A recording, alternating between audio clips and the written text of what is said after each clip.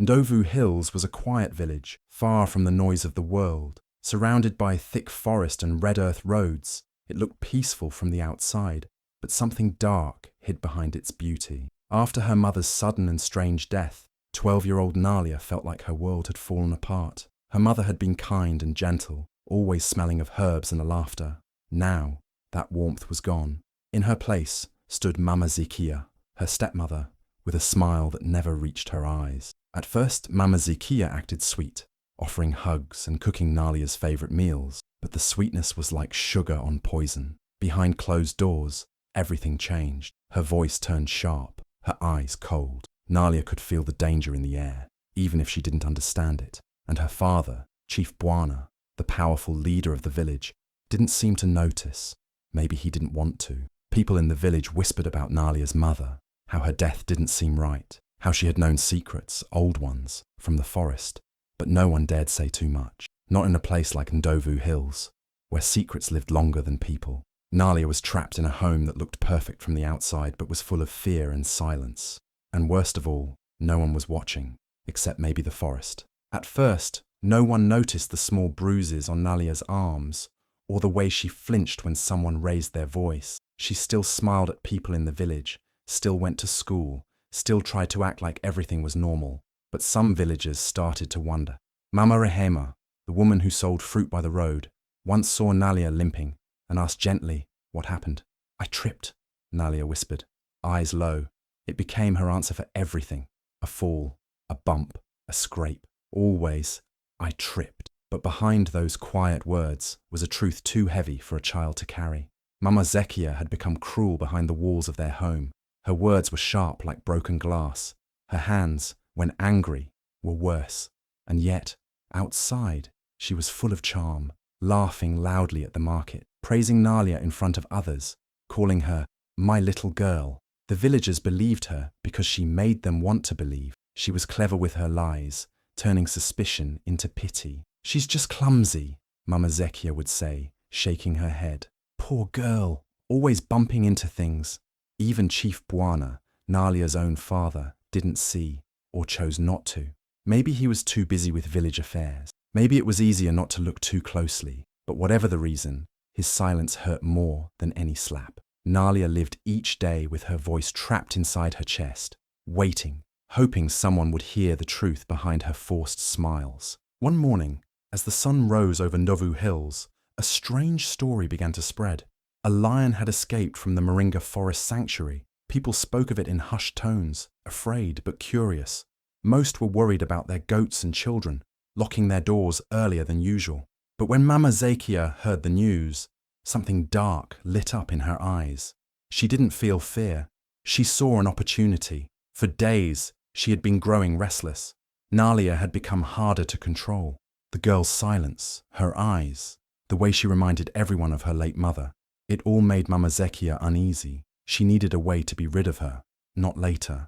Now in the lion, it felt like a gift. That evening, Mama Zekiya went to Chief Bwana with a soft voice and fake concern. "You've been working too hard," she said sweetly. "The spirits will grow angry if you don't rest. Go to the mountains. Take time to pray. Cleanse your soul." He nodded slowly, trusting her, believing the lie. She packed his bag with care and waved him off with a smile, hiding the storm behind her eyes. With Chief Bwana out of the way, everything was falling into place. Mama Zekiya had made up her mind. Nalia wouldn't be a problem much longer. She had a plan, cruel and quiet, and it would begin deep in the shadows of Maringa Forest. The night was still, the moon hanging low over the trees like a watchful eye. Mama Zekiya called Nalia softly, her voice sweet, like honey. "Come, my girl, we need to collect special herbs. Your mother used to do this, remember?"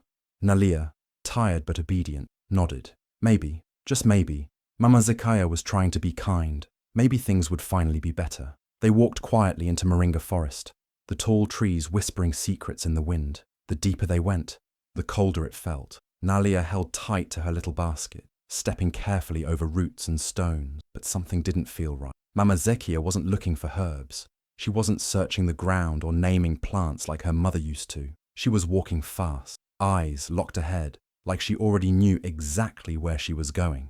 At last, they reached a strange, open space, dry, empty, with an old wooden stake in the ground. "Stand here," Mama Zekiya said sharply, her tone suddenly different. Before Nalia could ask why, she felt rough hands grab her wrists and rope pull tight around her. Panic filled her chest. "Mama, please, what are you doing?" she cried, but Mama Zekiya didn't answer. She stepped back, her eyes cold and unreadable. "The forest will take care of you now," she said quietly, then turned and walked away without looking back. Nalia screamed for her, for anyone, but the trees only echoed her fear. Alone, tied to the stake, she waited, and somewhere in the darkness, something moved. The forest grew quiet as the last light of the sun slipped behind the hills. Shadows stretched long across the ground, and every sound seemed to vanish. No birds, no wind, just silence. Nalia sat tied to the wooden stake, her heart pounding so loud she could barely breathe. Tears ran down her cheeks, but she didn't make a sound. She was too scared. She had heard the stories. She knew what was coming. Then, from the trees, came the soft crunch of leaves. Something was moving. Nalia's whole body froze. Her eyes searched the darkness, and then she saw it. A huge lion stepped out from between the trees, golden eyes glowing in the dusk. It was bigger than anything she'd ever seen, its mane thick like fire, its muscles rippling as it walked. It came closer and closer. Nalia shut her eyes. This was it. She whispered goodbye to her mother in her mind, but the lion didn't attack. Instead, it stopped right in front of her. It sniffed the air, its nose twitching as if trying to remember something. Then, slowly, it lay down beside her, not touching, just near. When rustling came from the bushes, maybe a hyena or something worse, the lion let out a low, warning growl. The forest listened. Nalia opened her eyes, confused and shaking. The lion wasn't there to hurt her. It was protecting her. Somehow, deep in its wild heart, it knew. She wasn't the danger. She was just a scared little girl. The night in Maringa Forest was long, but Nalia was no longer alone. The lion stayed close, its large body warm beside her. She could hear its steady breathing, feel the rise and fall of its chest. Somehow that sound calmed her. She was still tied, still afraid, but something inside her shifted. The terror slowly melted into wonder. How could this wild, powerful creature be her protector? As the stars blinked above the trees, Nalia drifted in and out of sleep. And in those moments, dreams came, soft, strange, almost like memories. She saw her mother, dressed in her healer's robe, smiling gently. Her hands were covered in herbs, her touch full of kindness.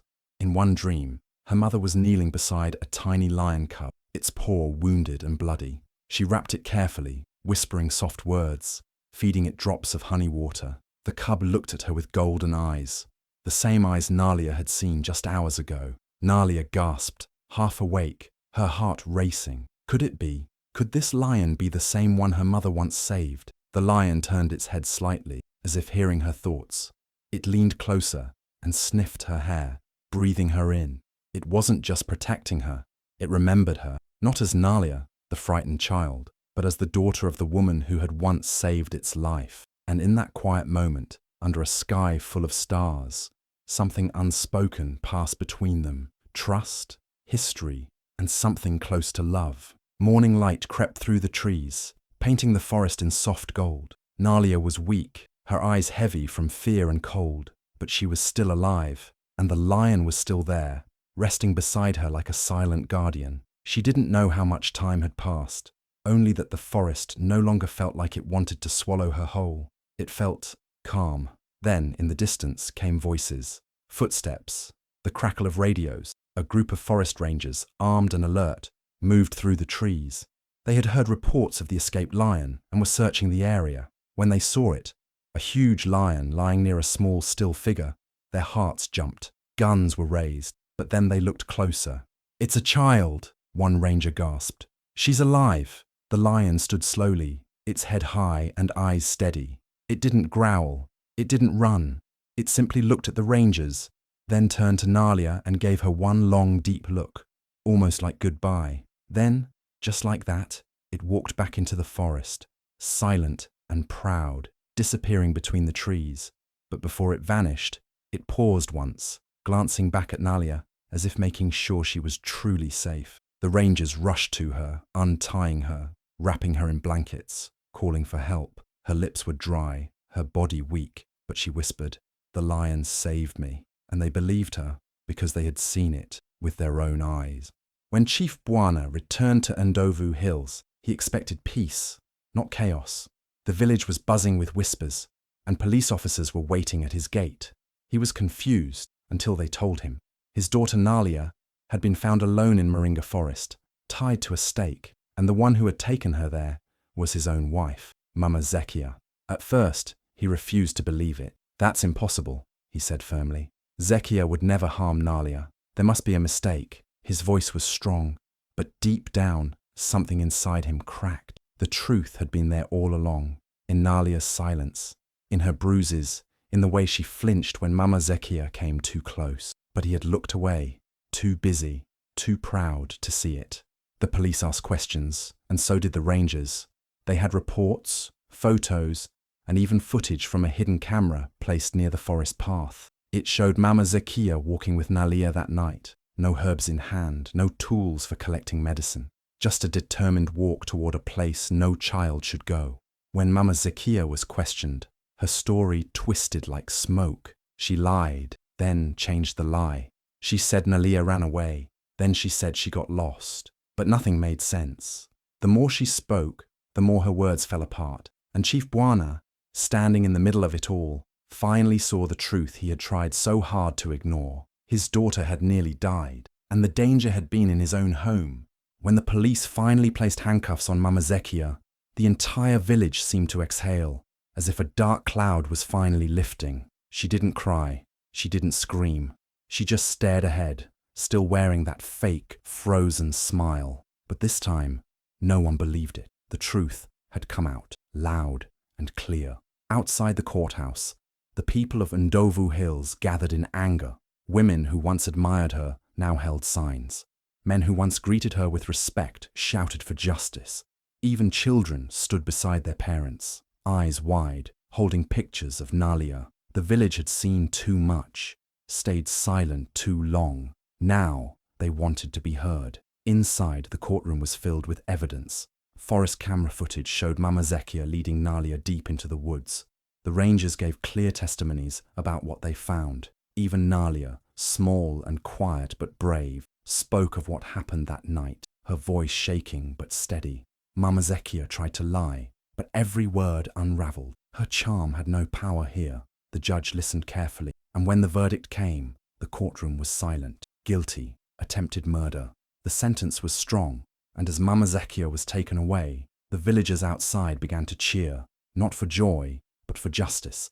It was the sound of truth finally winning. And in the crowd, Chief Bwana stood quietly, tears in his eyes, holding Nalia's hand, this time not letting go. After everything she had been through, Nalia's life took a turn no one could have imagined. The rangers who found her that night in the forest didn't just save her, they gave her a new home. They raised her with love, taught her about the wild, about animals, and about healing. For the first time in her life, Nalia felt safe. She felt seen. As she grew older, she never forgot the lion, the one that chose to protect her instead of harm her. That night became her fire, her purpose. Nalia studied hard, trained in wildlife rescue, and traveled across East Africa, speaking to children, to leaders, to anyone who would listen. Her voice, once quiet and scared, had become strong and full of power. People began calling her the girl the lion spared. Her story spread far and wide, in newspapers, in schools, even on radio. She became a symbol of courage, of survival, of the powerful bond between humans and animals. And every time she stood before a crowd, she carried with her the memory of her mother, the healer, and the lion who remembered. Nalia didn't just survive, she changed the world.